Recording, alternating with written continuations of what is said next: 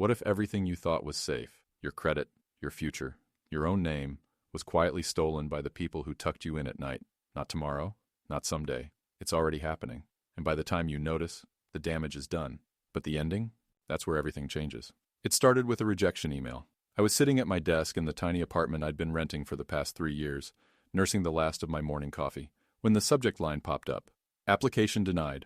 Credit history concerns. I stared at it for a good minute before I even clicked. I'd applied for a mortgage pre-approval to finally move out of this cramped, overpriced place. Nothing extravagant, just a modest condo near work. But apparently someone with multiple large outstanding debts, including a $175,000 loan in default, wasn't a good risk. I blinked, froze. That couldn't be right. I didn't have any debts. My student loans were paid off 2 years ago. I had a steady job. I lived frugally. I didn't even own a credit card with a limit over $5,000. At first I thought it was some kind of mistake. I called the lender expecting a clerical error. It wasn't. After an hour of transfers and cold, professional voices repeating variations of, "I understand your frustration," I got a copy of my credit report. I stared at the screen like it was written in a foreign language. A loan for $175,000 issued 18 months ago. The address linked to it was my childhood home, co-signed by me, and I apparently signed the documents in person, except I hadn't. My hands were shaking as I opened the PDF file with the scanned application. There it was, my name, my signature, neatly forged, but just close enough that someone who hadn't seen my actual signature in years wouldn't notice. I knew that handwriting. I knew it like the lines on my own palms, my mother's. I didn't cry. I didn't scream. I sat there staring at the screen, cold settling in my chest like snow melting into bone. The next file showed a scanned ID, my driver's license, except it wasn't my current license. It was one from 4 years ago, before I'd moved, before I'd cut my hair short, before I'd changed my mailing address to limit contact. I should have seen this coming. Flashback. 3 years ago, my mother had asked me to help open a small account in my name to manage some minor expenses for Grandma. "Just a backup," she said, "in case we need to move things quickly. You're so responsible with money. It'll only be temporary." I was wary, but she played the same tune she always did. Guilt disguised as trust. I signed a few forms. She smiled, kissed my forehead like I was a child, and said, "You're such a good daughter." I never thought to follow up. Back in the present, I clicked through document after document. I was listed as the primary on a mortgage I'd never seen, co-borrower on a personal loan I never agreed to, and my credit score had plummeted into the "you're lucky if we lease you a bicycle" range. I felt sick. That evening I drove to my parents' house. It was almost comical. The house was freshly painted. The driveway had a new SUV. Mom opened the door wearing one of those floral blouses she saves for special occasions. She smiled, almost too widely. "You should have called, sweetie." I walked past her, into the living room, and dropped the printed credit report on the coffee table. Her smile faltered. "What's this?" "You tell me." She glanced at it, then looked at me like I was being unreasonable. "Oh, that. You're making a big deal out of nothing." My father came in, looked at the paper, and didn't even pretend to be surprised. "It was for the family. We were desperate. We figured you'd understand. You always wanted to help. You stole my identity." "You signed those forms," my mother said flatly. "No, you forged my signature. You used my old ID. You knew this was wrong." Silence. Then she said, "Please don't overreact. We were going to pay it back." I almost laughed. "With what? You're behind on payments." "My credit's destroyed. I couldn't get a condo that costs less than your car." Dad tried to soothe it over. "Let's just sit down. We can work something out. No need to ruin the family over a piece of paper." That's when the last thread snapped. I stood.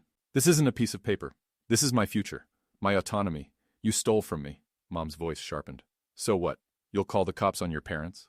I didn't answer. But the next day, I walked into the local police department with a folder in my hands. Credit reports, forged signatures, scanned documents. The officer took them, flipping through slowly. "You're filing a fraud report?" I nodded. "Perpetrators?" I said their names out loud. "My parents." He looked at me with a mix of pity and respect. "Tough thing to do." "I know," I said, "but someone has to start treating it like a crime." That evening I rode the bus home. No music, no phone calls. Just me, the sound of the engine, and the soft murmur of strangers. For the first time in a long time, I breathed without guilt clawing at my ribs. I didn't know what would happen next. Investigations, court, or family drama beyond repair. But I knew one thing. I didn't owe anyone silence anymore. The police station smelled like printer ink and old coffee. I sat across from a detective named Vargas, mid-40s, buzz cut, expression like he'd seen too much and felt too little. He flipped through my file slowly like he wanted to give me a chance to back out. I didn't. "You're sure you want to press charges?" he asked, looking up. "It's a serious step." "I'm sure," I said, and I meant it, even if my voice came out thinner than I wanted. The words had been sitting in my chest all night like wet cement. I barely slept. I kept replaying my mom's voice in my head. "We figured you'd understand," like I was overreacting. Like this was just another family favor gone slightly off course. But this wasn't a favor. It was fraud, theft, a violation that ran deeper than the numbers on any balance sheet. Vargas tapped his pen against the desk. We'll need notarized statements, copies of your ID, and all the documents you've got. Our fraud unit will open a file. I nodded, handing over the folder. He started scanning it. You say the address on the loan is your parents' house? I didn't answer right away. Something in my throat tightened. Yes. Did they admit to signing on your behalf? Another pause. Not in so many words. He raised an eyebrow. But they didn't deny it. I shook my head. That afternoon, I left the station feeling like I'd aged a decade. The sun was too bright, the sidewalk too loud under my boots. I wanted to disappear. Instead, I went back to work. I opened my laptop, sat in on meetings, nodded at the right times. I was there, but not really. That night, my phone rang. It was Mom. I let it ring. Then she texted, "We need to talk. Please. Don't do anything rash." I deleted it. The next day, my dad called from his office landline. I answered. I don't know why. Maybe I needed to hear it one more time. The way they twist guilt into love. He started calmly. I just want to understand what you're doing here. You're really going to drag your own parents into court? I didn't say anything. You've always been independent. We respected that. But this is overkill. I felt my jaw tighten. You used me. You forged my signature. You destroyed my credit. His voice darkened. You think anyone else would have helped us? You think we had a choice? You had a choice the second you opened that account in my name. He sighed like I was the one making things difficult. You're angry now. But think about what this will do to the family. To your mother. I did, I said. That's why I didn't press charges 6 months ago when I first saw a discrepancy in my credit alerts. I hadn't told them that. Not yet. The silence on the other end was heavier than anything I could have said. I waited. He finally muttered, "So this was building?" "No," I said. "This was festering." I hung up. Flashback. 2 years ago at Thanksgiving, Dad asked me to co-sign a small line of credit. "Just a buffer," he said, "for emergencies." I said no. He didn't argue then. Just patted my shoulder and smiled like I was being overly cautious. Now I knew why he hadn't pushed. They had already figured out another way. Back in the present, the bank confirmed the full extent of the damage. My credit score was in the 500s. The $175,000 was only part of it. There were smaller loans, store cards, and even a line of credit tied to a fake LLC, all opened with forged documents. I didn't cry until the call ended. Quiet tears. Not the loud kind. The kind that come when you realize how long someone's been lying to you and how easy it was for them. A week later, I received a letter, not from my parents, but from their lawyer. A thinly veiled warning disguised as an invitation to resolve this, amicably.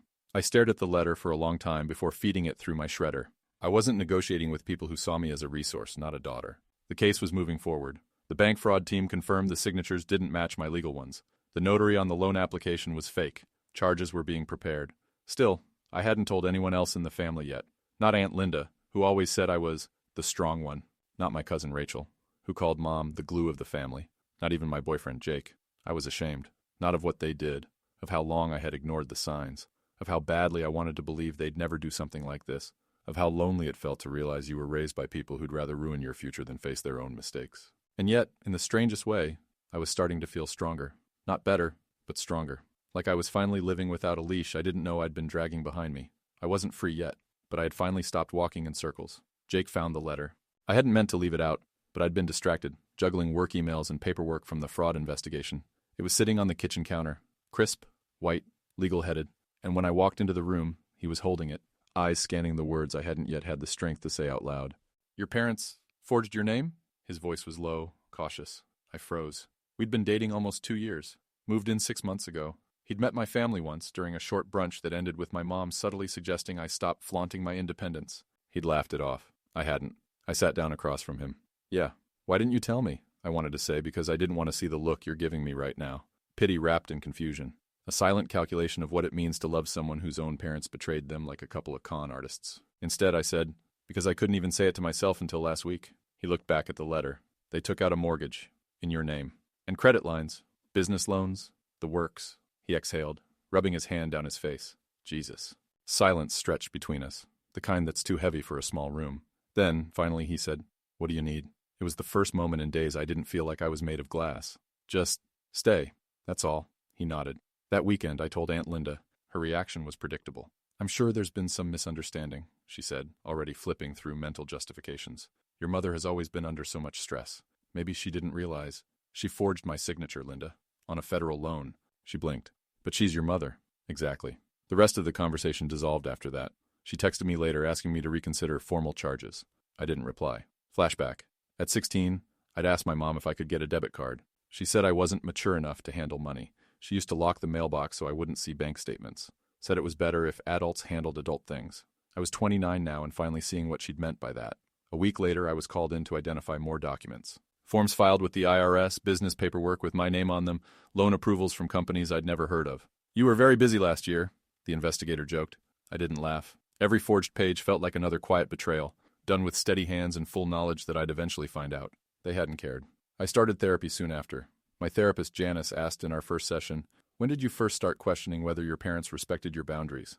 I stared at the carpet for a long time before I said, "I think I didn't know I was allowed to have any."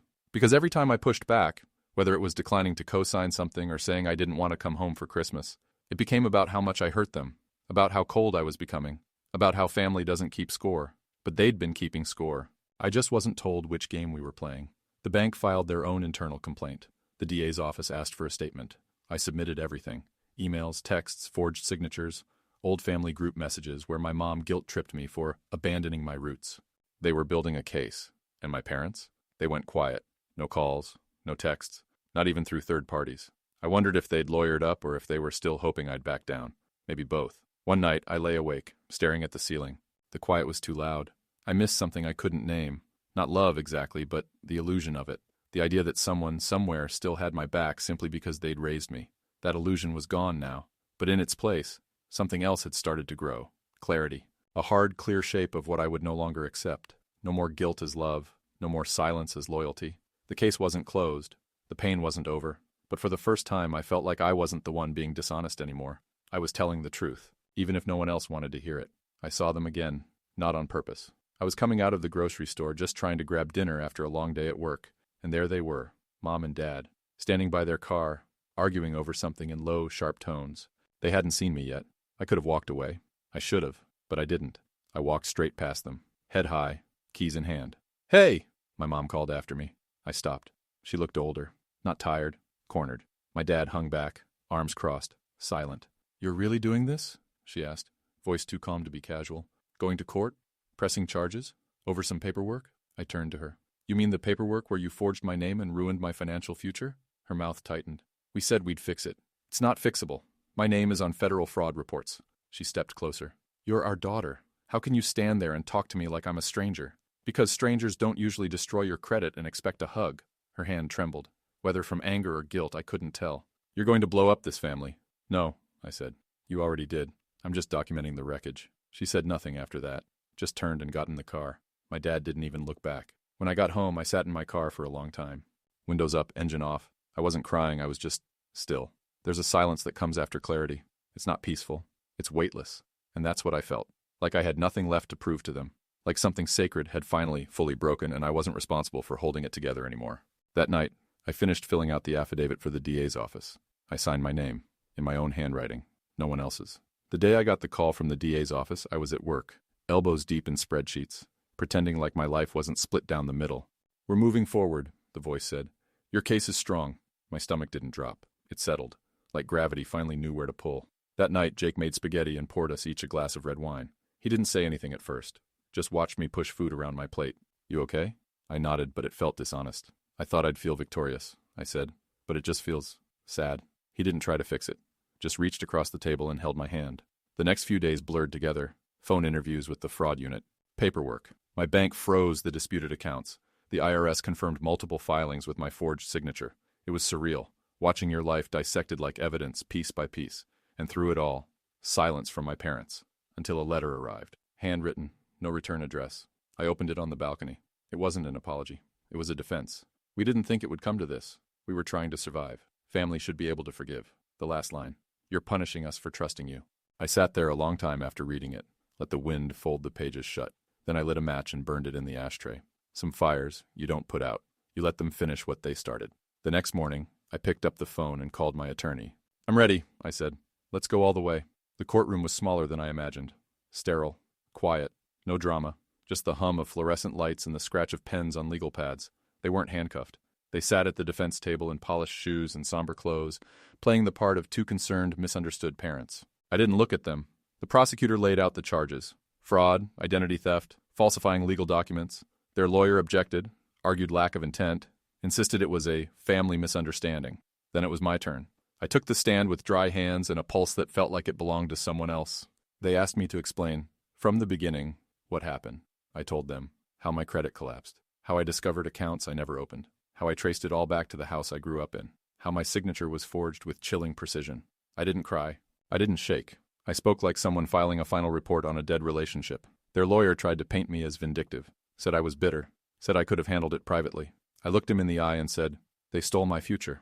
No one objected. Afterward, in the hallway, my mom tried to approach me, reached out with that same hand that used to pack my school lunches. I stepped back. "You made your choice," I said. "So did I." Her eyes filled, but I didn't stop walking. Not this time. Outside, it was raining. Not hard, just enough to feel clean. And for the first time, I didn't check over my shoulder. A week passed, then two. No calls, no letters, no cryptic messages through distant relatives, just silence. It felt unnatural at first, like a storm holding its breath. But then I realized this wasn't a pause before the next blow. This was the sound of a cord finally cut. My therapist called it grief. "Not for the people they are," she said, "but for the people you needed them to be." I nodded, but the truth is, I wasn't sure I missed them. What I missed was the illusion that somewhere deep down, they'd always have my back. That blood meant something more than damage. One morning I checked my credit report again. The fraud alerts were active. The fake accounts were flagged, frozen, under investigation. Progress. But the numbers were still wrecked. My score still a crater. That's when I decided to do something I never thought I'd do. I called a financial recovery advisor. Her name was Ellen. Calm voice. No judgment. She looked at my case and whistled. "You've been through hell," she said. I laughed for the first time in days. "Yeah, and I'm trying to climb back out." We built a plan, step by step. I would dispute each account, file more paperwork, rebuild one document at a time. It wasn't justice, but it was control. And that was new. Word got out. First, it was my cousin Rachel. She called, voice low, like we were conspiring. "I just heard. Is it true? About your parents?" I paused. "Depends what you heard. That they stole from you. That you pressed charges." I exhaled slowly. "Yes, it's all true." She didn't rush to fill the silence. "I'm sorry, I had no idea." I believed her. Rachel always lived in the safe outer orbit of our family, the one where secrets rarely reached. Then came the messages. From extended family, friends of the family, even old teachers. Some were supportive, quietly, cautiously. Others, not so much. "You could have handled this privately.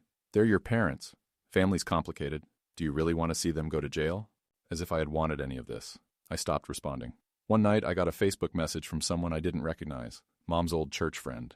It said, "Forgiveness is the cornerstone of healing." I didn't reply. I blocked her. Because forgiveness, I was learning, doesn't mean letting people hurt you twice. Sometimes it means walking away without needing them to say sorry. That week, I got my first small win. One of the fraudulent loans was formally closed. My report updated. My score ticked up. Just a few points. But it felt like climbing out of rubble and seeing sky.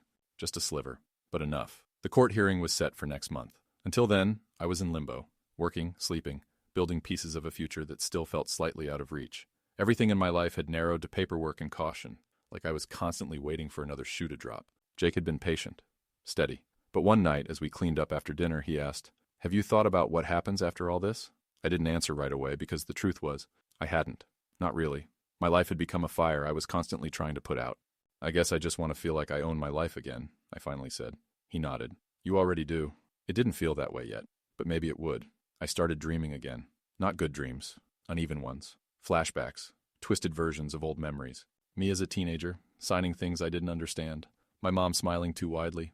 My dad standing in the doorway, saying nothing. Always nothing. Sometimes I'd wake up with my hands clenched into fists. Janice, my therapist, said it was part of the process. "Your brain is trying to make sense of the betrayal," she told me. "It's rebuilding a new story, with you at the center, not the margins." I wasn't used to that. I'd always been a background character in my own family. Quiet, helpful, easy to overlook. I was the fixer, the stable one, the daughter who didn't ask for much, who played by the rules. But now, I was the problem. The one who said no. The one who didn't cave when guilt came knocking. It hurt like hell. But somewhere deep inside, it felt like power. Not dramatic movie-ending power. Quiet power. The kind that comes from walking away and not looking back. I started tracking my credit score again. Not obsessively, but with intention. One loan was closed. One inquiry removed. My score was crawling back, slow and stubborn. Like me. I began making plans. Small ones. A new apartment next year. A certification program I'd been putting off. I even bought a journal, though I hadn't written in it yet. For the first time in months, the future didn't feel like a threat. It felt like something I might be allowed to want again. The morning of the hearing, I woke before my alarm. It was still dark outside. The world felt paused, like it hadn't decided yet how the day would go. I made coffee, slowly, deliberately. I dressed in the same blazer I wore to my first job interview, navy, slightly faded but still holding its shape. I didn't want to look powerful. I wanted to look like myself. Jake drove me. We didn't talk much, just held hands across the console. The courtroom looked the same, sterile walls, buzzing lights. But I wasn't the same woman who'd walked in weeks ago. I wasn't trembling, I wasn't shrinking. My parents were already there. I didn't look at them, didn't need to.